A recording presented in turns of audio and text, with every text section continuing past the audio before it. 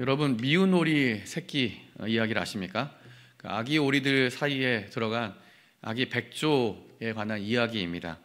미운 오리 새끼는 평범한 다른 오리 새끼들과는 달리 깃털도 회색이고 몸집도 크고, 그래서 오리들에 비하면 못생겼다 이런 평가를 받게 되었습니다. 그래서 다른 주변 동물들에게도 놀림을 받고, 특히 오리 가족들 안에서도 심한 왕따, 따돌림을 받았습니다. 특히 의지하고 믿었던 엄마 오리에게 마저도 모진 말을 듣고 그렇게 되면서 큰 상처를 받게 되죠. 그래서 이 미운 오리 새끼, 미운 아기 오리가 결단을 합니다. 내가 이제 무리에서 떠나서 자신의 진정한 가치를 찾고, 그리고 자신을 사랑해 줄 누군가가 분명히 있을 것이다 라고 하면서 찾아 떠난다는 그런 이야기입니다. 창세기에 보면 이상하게 미운 오리 새끼와 같은 인물이 한 명 나옵니다. 저는 그 사람이 야곱인 것 같습니다. 오늘 함께 창세기 43장 말씀을 읽었습니다. 창세기 후반부는 요셉을 중심으로 이야기가 진행이 되고 있습니다. 요셉은 창세기의 핵심적인 인물이죠. 요셉이 형들에 의해서 미움을 받고 애굽의 노예로 팔려가게 되죠. 그래서 요셉은 하나님께서 주신 꿈대로 또 모든 사람에게 또 존경받는 어쨌든 총리가 되게 됩니다.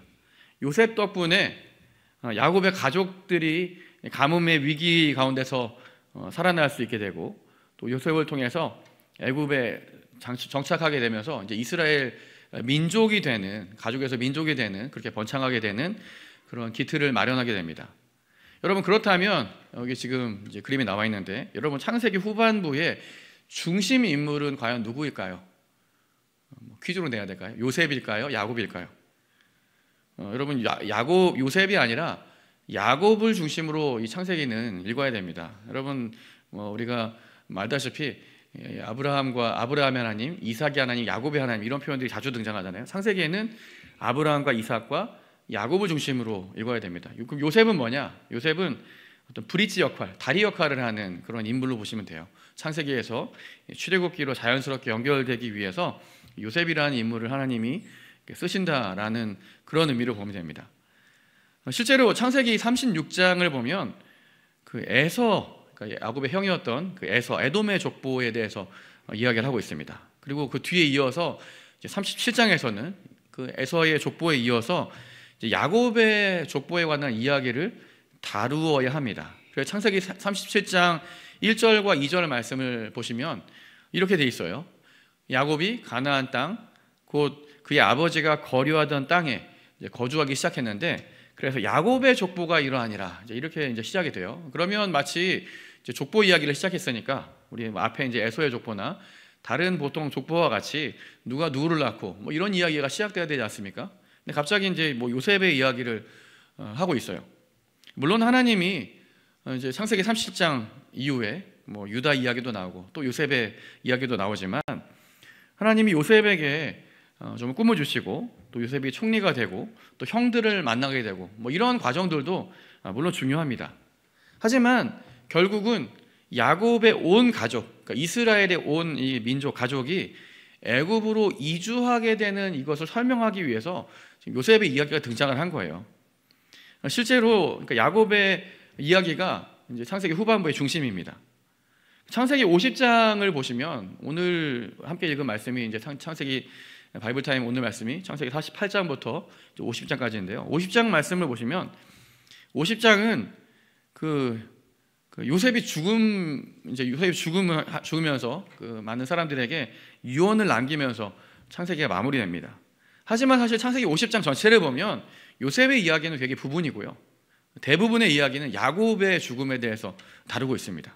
결국에 이 아브라함과 이삭 그리고 야곱의 언약이 어떻게 이루어졌고 또 하나님이 주셨고 또 이루어지는가, 이런 과정들을 창세기에서 지금 보여주는 그런 대목이라고 볼 수 있죠. 하지만 여러분, 야곱이 굉장히 중심 인물이긴 하지만 이 아브라함과 이삭과는 좀 다른 결을 가진 사람입니다.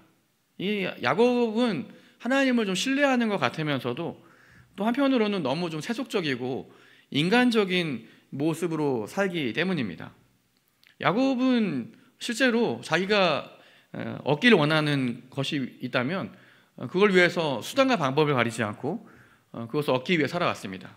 뭐 우리 장자권을 얻기 위해서 형 에서를 속이는 과정도, 파축한 그릇, 형의 약점을 노리고 장자권을 빼앗는 것에서 시작해서 장자의 축복을 받기 위해서 노쇠한 아버지마저 속이면서 장자의 축복을 받아냅니다. 또 사랑하는 여인을 얻기 위해서는 어떻게 하나요?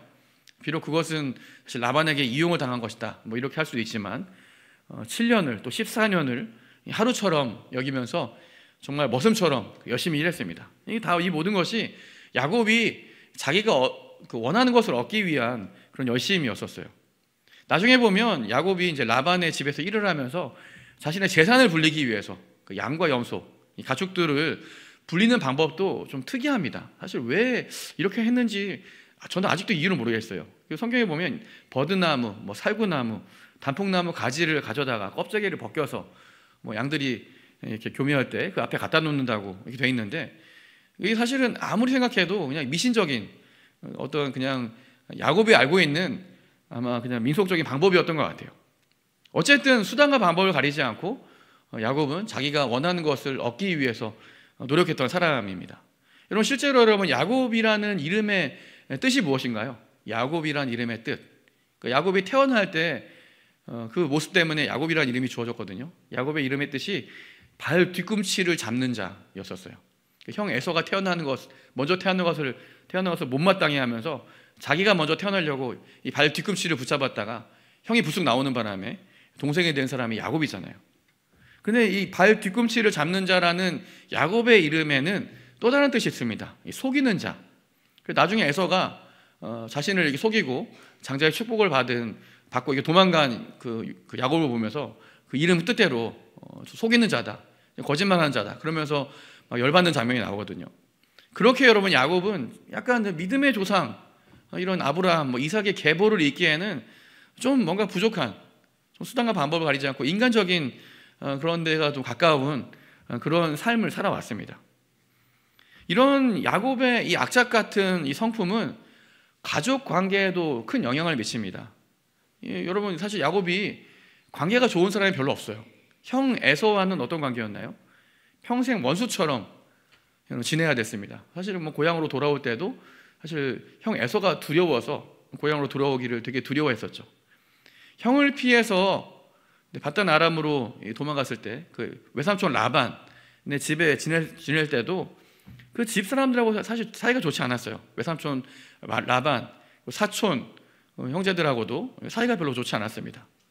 야곱의 가정을 볼까요? 여러분, 야곱의 가정 안에서 들여다보면 야곱의 가정 안에서 굉장히 화목하고 화평한 가정인가요?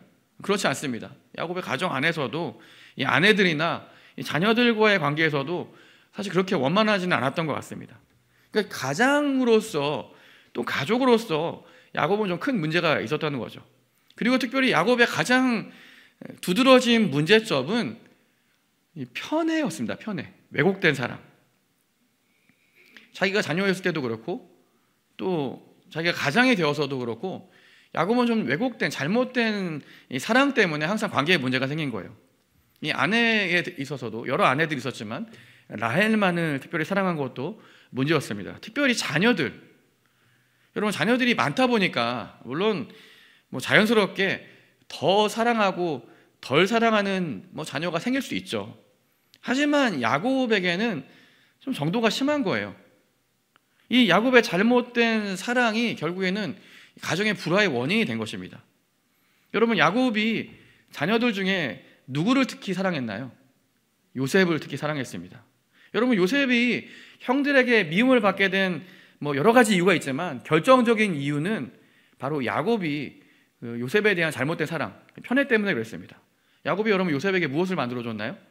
채색옷을 만들어 입혔죠. 이 채색옷은 고대 사회에서 특별한 지위가 있는, 특별히 장자권을 상징하는 그런 옷이었거든요.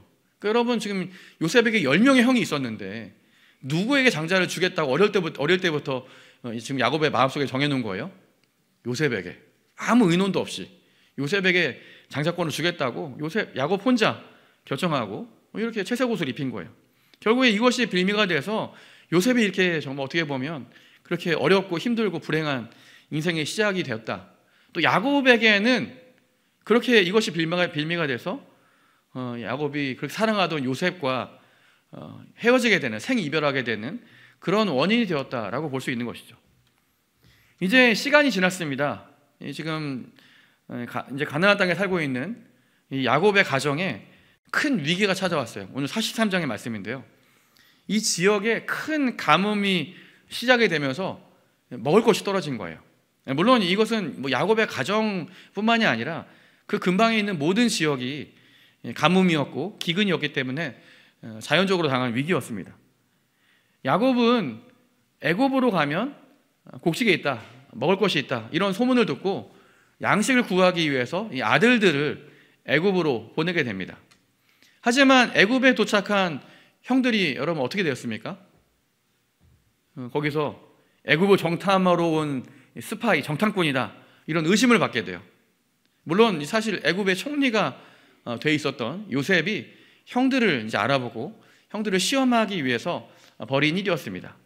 어쨌든 근데 여러분 형들의 입장에서는 되게 억울한 누명을 쓴 거잖아요. 본의 아니게 지금 아빠의 이제 명령에 의해서, 아빠의 이제 심부름에 의해서 지금 곡식을 사러 왔는데 억울한 누명을 쓰고 한 번도 해보지 않은 감옥 생활을 하고 가진 고생을 다 하고 이제 풀려났습니다. 그래도 다행인 것은 그래도 이렇게 풀려났다는 것이고 가족들에게 먹일 식량을 그래도 구했다는 것, 소기의 목적을 달성했다는 것, 이것은 참 다행스러운 일입니다. 그래 야곱의 아들들이 이제 고향으로 돌아왔어요. 하지만 아직은 여러분 그들이 정탐꾼이다, 간첩이다, 스파이다, 이런 누명이 벗겨진 것은 아니었어요. 그래서 이걸 증명하기 위해서 그 형제들 중에서 이 둘째인 시므온이 이제 애굽의 볼모로 잡혀 있어야 됩니다. 그리고 다음에 올 때 이들이 정탐꾼이 아니라는 것을 증명하기 위해서 데리고 오지 않았다는 이 막내 동생 베냐민도 데리고 와야 된다, 뭐 이런 조건으로 풀려나서 고향에 돌아온 거예요. 오늘 43장 말씀은 이제 애굽에서 가져온 첫 번째 식량이 다 떨어진 거예요. 이제 다시 이제 애굽으로 가서 식량을 구해와야 되는 그런 상황에 놓여 있습니다. 그런데 이제 애굽으로 가려고 했는데 좀 문제가 있는 거예요. 여러분 어떤 문제가 있을까요? 베냐민을 데려가야 되거든요. 근데 아버지 야곱이 또 베냐민을 데려가는 것을 절대 허락하지 않는 것입니다. 여러분 왜 그랬을까요? 왜 야곱이 베냐민 데려가는 것을 왜 허락하지 않았을까요? 그도 그럴 것이 야곱에게는 지금 유일하게 남아있는 라헬의 자식이기 때문에 그렇습니다. 지금 라헬의 자녀들 중에, 그렇게 사랑했던 라헬의 자녀들 중에 요셉은 없어졌거든요. 이 요셉이 없어졌을 때 야곱이 얼마나 큰 충격을 받았는지 창세기 37장에 보면 요셉이 죽었다라는 그 형들의 그 거짓말 이야기를 듣고는 야곱이 처음에는 요셉을 따라 죽으려고 했어요. 내가 요셉 따라 죽겠다, 뭐 이렇게 고백하면서 진짜 죽으려고 했습니다. 왜냐하면 야곱에게는 많은 자녀들이 있었지만 요셉과 베냐민 뿐이었거든요. 야곱이 여러분 요셉을 잃은 후에 남아있는 이 베냐민에 대한 이 사랑, 편애가 더 심해진 거예요. 이 편애가 심해진 정도로 지나서 집착이 된 거죠, 집착. 그래서 멀리 외출할 일이 생기면 오늘 이 배경처럼요, 형들은 다 보냈는데 베냐민은 절대 안 보냈어요. 베냐민은 꼭 끼고 자기 옆에 꼭 붙어있게 했습니다. 혹시라도 베냐민마저도 이럴까 봐. 여러분 호더스 증후군이라는 말 아세요? 호더스 증후군. 이게 저장 강박 장애라는 증상 중에 하나입니다. 여러분 가끔 세상에 이런 일이 뭐 뉴스 이런 데 보통 이 호더스 증후군에 걸려 있는 분들을 소개하거든요. 저 지금 그림에 남아 있는 저런 모습이죠. 온 집에 온갖 것들을 다 쌓아놓는 거예요. 버리지를 못해서, 또는 자기에게 다 이 모든 것이 중요하다고 생각해서 하나둘씩 쌓아두다 보니까 이게 이제는 쓰레기가 되고 몇 달이고 몇 년이고 이렇게 쓰레기 더미 속에서 살아가는 이 증상을 호더스 증후군이라고 어려운 말로 저장 강박증이라고 합니다. 여러분 이렇게 중요하다고 자기 스스로 생각하면서 버리지 못하는 게 굉장히 문제잖아요. 근데 이 버리지 못하는 것은 단지 이런 물건만이 아닙니다. 어떤 사람들은 어떤 과거에 집착하기도 하고 어떤 특별한 존재에 집착하는 그런 경향도 생기기도 해요. 그리고 또 특별한 경우에는 사람에 대해서 집착하는 경우도 있습니다. 뭐 의부증, 의처증 이런 것도 그 중에 하나이고, 오늘 야곱이 베냐민에 대해서 갖고 있는 생각도 여기에 해당된다고 할 수 있어요. 좀 이게 베냐민에 대한 사랑을 좀 넘어서 좀 집착이에요, 집착. 이게 잘못된 이 집착이 지금 왜곡된 사랑으로 나타나게 된 겁니다. 지금 온 가족이 지금 굶어 죽을 위기에 처해 있는데 이 베냐민 하나 보내지 못하고 지금 이런 위기를 당하게 되는 이 야곱의 모습이요. 사실 근데 여러분, 이거는 단지 야곱의 이런 집착, 뭐 왜곡된 사랑 이것만이 문제가 아니라 사실 야곱에게 더 큰 문제가 있습니다. 이것은 하나님을 전적으로 의지하지 못하게 하는 이런 이유가 되고 있기 때문에 그래요. 여러분, 앞서 야곱이 바단 아람에서 고향으로 돌아오게 될 때 큰 위기를 만납니다. 그때 형 에서를 만나야 되는 그 두려움 때문에 굉장히 이러지도 저러지도 못했어요. 이런 상황에 하나님이 야곱을 만나주세요. 야곱이 약복 강가에서 하나님을 만나게 되면서 하나님을 진짜 직접 경험하게 되고 하나님 전적으로 신뢰하게 됩니다. 그래서 야곱이라는 이름처럼 지금까지는 정말 치열하게 뭔가 움켜쥐기 위해서 사람들을 속이면서까지 그렇게 욕심을 부리며 살았는데 이게 아무것도 아니란 것을 깨닫게 된 거예요. 그 약복 강가에서. 그래서 거기서 하나님을 만나고 이제 하나님과 씨름하면서 삶의 주도권을 하나님께 맡겨드리게 됩니다. 하나님을 신뢰하는 방법을 거기서 배운 거예요. 하나님께 모든 걸 맡기고, 그리고 정말 야곱의 인생에 하나님 함께 하시고 야곱의 이름을 이제 넌 야곱이 아니다, 이제 이스라엘이다 이렇게 하나님 바꿔주시면서 야곱의 어떤 이제 진짜 신앙의 삶이 시작되게 하십니다. 그런데 여러분, 야곱이 시간이 지나면서 이스라엘이 아니라 점점 다시 야곱으로 변해가기 시작하는 거예요. 하나님을 신뢰하는 법을 잊어갔습니다. 이 하나님을 약복 강가에서 만났던 이때의 감동, 이 처음 사랑, 이거를 점점 잃어버리기 시작한 거죠. 그래서 여러분, 야곱의 후반부를 보면 점점 많은 어려움과 위기가 있습니다. 이 어려움 앞에서 다시 옛날 그 야곱으로 살았던 옛 습관들이 막 올라오기 시작한 거죠. 하나님 의지하기보다 다시 인간적인 방법, 집착, 어떤 경험 이런 거 앞세우면서 문제를 해결하려고 했습니다. 하지만 번번이 실패하게 되죠. 오늘 말씀도 예외는 아닙니다. 오늘 말씀에 보면 야곱이 애굽의 총리의 이 마음, 사실은 요셉인데 어쨌든 애굽의 총리의 마음을 좀 누그러뜨리기 위해서 어떤 방법을 쓰나요? 가나안에서 나는 진귀한 토산물과 갑절의 돈을 준비하라 이렇게 이야기합니다. 그럼 이런 걸 통해서 이 애굽의 총리의 마음을 움직이게 하는 거죠. 하지만 여러분, 야곱이 사실은 이런 거를 준비하라고 하기 전에 뭘 했어야 됐을까요? 그때 하나님 앞에 엎드려서 하나님께 기도했어야 됐죠. 하나님, 정말 할 수 있는 게 아무것도 없습니다.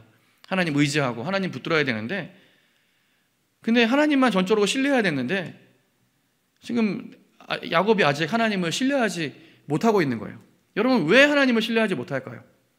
바로 그 넘지 못하는 이 집착이라는 이 벽 때문에 그렇습니다. 여러분, 오늘 이 말씀은 사실 야곱을 위한, 어떻게 보면 이스라엘 민족을 위한 하나님의 큰 그림이 바로 이 말씀에 있습니다. 먼저 하나님이 여러분 야곱에게서 이렇게 잘못된 애착의 대상, 하나님을 의지하지 못하게 하는 것들을 하나하나 떼어놓는 과정인 거예요. 37장부터 먼저 요셉을 떼어놓는 것이죠. 하나님 요셉을 먼저 떼어놓으시고, 물론 요셉은 요셉 나름대로 하나님의 인도하신 가운데 잘 살아갔습니다. 하지만 야곱에게는 그게 아니었거든요. 그래서 하나님이 야곱을 위해서 요셉을 멀리 떼버리신 겁니다. 그리고 이제 시간이 지나서 누구를 떼내야 될까요? 이제 베냐민마저, 아직도 의지하고 있는, 아직도 붙들고 있는 이 베냐민마저 하나님이 떼어놓으려고 하시는 것입니다. 여러분, 이 모든 일은 사실은 야곱을 다시 하나님만 온전히 신뢰하는 사람으로 만들기 위한 하나님의 큰 그림인 거예요. 이제 다시 야곱이 아니라 이스라엘이 되게 하시려는 하나님의 큰 그림이 바로 여기 있는 것이죠. 그래서 여러분, 43장 말씀을 보면 42장까지는 야곱이 그냥 야곱으로 다시 불렸다가 43장에 이르러서야 드디어 야곱이 이스라엘로 불리기 시작합니다. 이 아들들과 함께 이 베냐민을 떠나보내면서 실제로 야곱이 이렇게 고백하거든요. 14절 보면 같이 한번 읽어볼까요? 시작. 전능하신 하나님께서 그 사람 앞에서 너희에게 은혜를 베푸사 그 사람으로 너희 다른 형제와 베냐민을 돌려보내게 하시기를 원하노라. 내가 자식을 잃게 되면 이르리로다. 아멘. 이제서야 이제 이 야곱이 하나님 다시 신뢰하고 하나님께 엎드리기 시작한 거예요. 다시 믿음을 다지고 이제 모든 것을 다 하나님께 맡길 정말 중요한 위기 상황에 하나님을 신뢰하기로 작정한 것입니다. 마치 야복강가에서 에서를 맞이할 때 그 두려움을 가지고 오늘 잃게 되면 이르리로다. 이 고백에는 사실 체념 이런 의미도 있지만 사실 어떻게 보면 과거에 집착해 있던, 과거에 이렇게 매여 있던 이런 고리를 끊고 이제 하나님께 모든 것을 맡기겠다는 결단, 이런 믿음도 여기에 담겨 있습니다. 하나님께서는 여러분 이런 그림을 원하셨던 거예요. 아직도 이스라엘이 아니라 야곱으로 살았던, 하나님 앞에 모든 것을 다 내려놓아야 되는데 아직도 내려놓지 못한 삶의 주도권이 하나님이 아니라 여전히 나인 이런 상황에 있는 야곱에게서 하나둘씩 내려놓게 하시면서 이제는 정말 하나님의 이 모든 주도권이 하나님께 있음을 야곱에게 다시 한번 기억하게 하시는 것입니다. 여러분 실제로 그렇습니다. 우리 삶의 주도권이 이 내가 아니라 하나님이 될 때, 여러분 그때서야 하나님이 우리가 상상하지 못한 방법, 기대하지 못한 방법으로 하나님이 놀라운 일을 하시는 것을 우리가 볼 수 있어요. 오늘 야곱이 이 일을 계기로 진짜 자기 자신을 내려놓고 고집을 버립니다. 그러자 정말 하나님께서 여러분 놀라운 일을 야곱에게 행하시죠.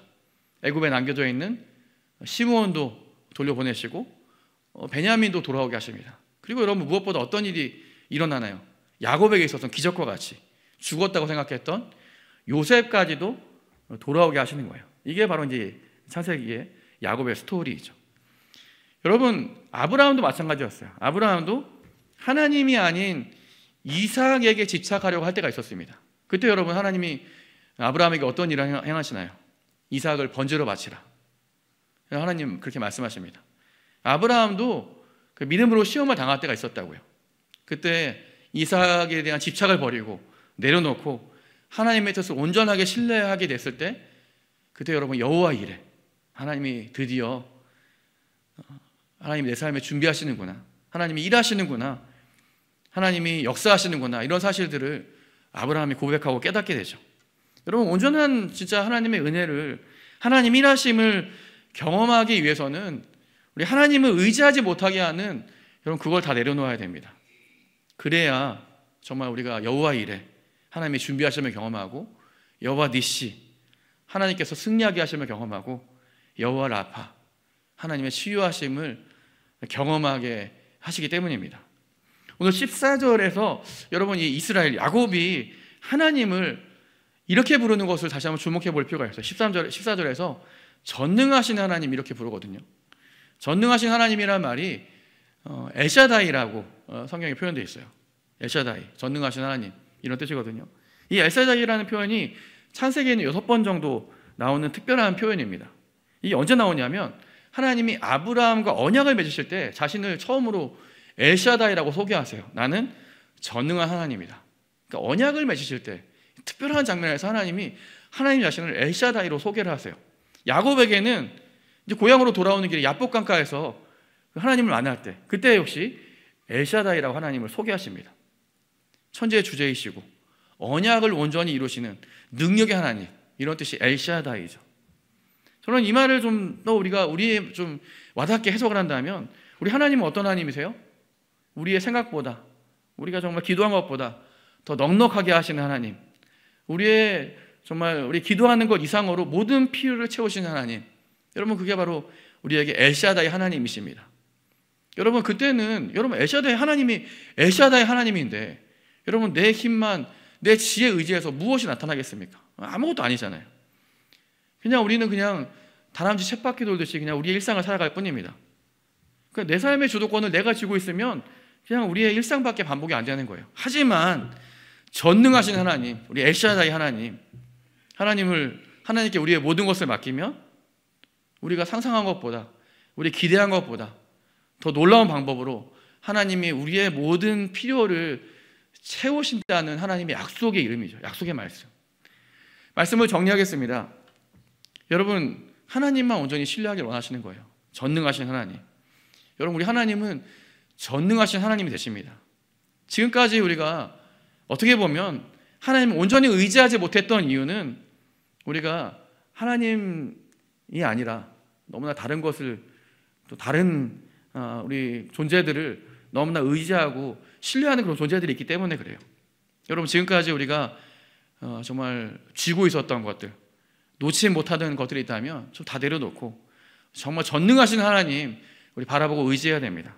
아직도 우리가 과거에 매여서 뭔가 좀 감정에, 우리의 상황에 집착하는 모습들이 있다면 좀 이런 악순환의 고리를 좀 끊어내고 이제 하나님 앞에서 마치 오늘 야곱과 같이 정말 결단하는 마음으로 하나님을 전적으로 의지하고 맡기는 우리 신앙의 결단들이 필요할 때입니다.